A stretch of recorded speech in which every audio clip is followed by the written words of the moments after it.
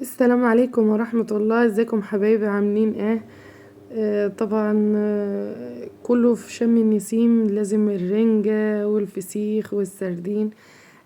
طبعا انا نزلت الفيديو ده النهاردة في شم النسيم، لكن احنا مش يعني ما كناش ده اللي هو النهاردة، يعني في شم النسيم جبناه قبلها باسبوع، لان بصراحة مش بحب نجيب الحاجات دي في نفس اليوم يعني.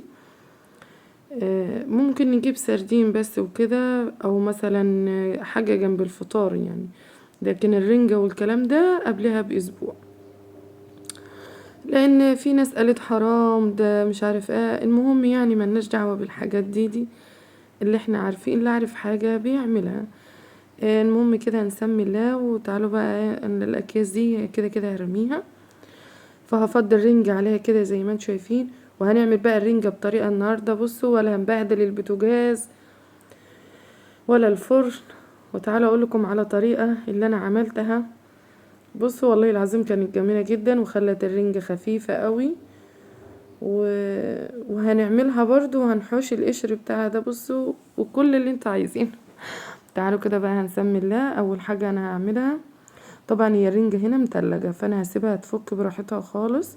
وطبعا اساسي جايبين بصل، ربنا يبارك لنا فيه يا رب وما يحرمناش منه ويطول لنا في عمره، ابو يوسف اللي هو ابو جودي يعني. بس يوسف ده الكبير يا جماعة.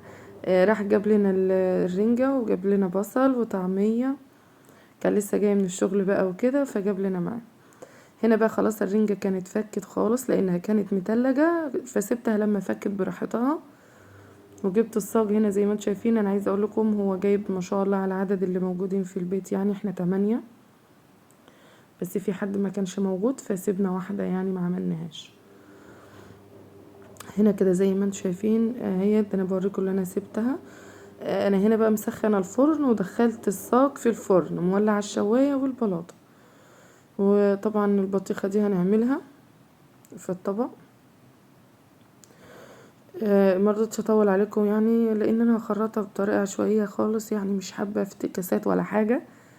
وهنا الرنجة زي ما انتم شايفين ما شاء الله، بصوا عامله ازاي، ولا كمية المية والدهون والسوائل اللي نزلتها فظيعة. ده كله كان بينزل على البوتاجاز ويبهدل الدنيا يعني. مش كان بينزل ده كله، طبعا نقط بسيطة جدا، بس الفرن عكس بقى، يعني شايفين الفرن نزل منها كمية مية قد ايه. السوائل بقى طبعا بصوا فيها كل حاجة. هنا بقى ما شاء الله، انا عايزه اقول لكم كان طعم الرنجة جميل جدا.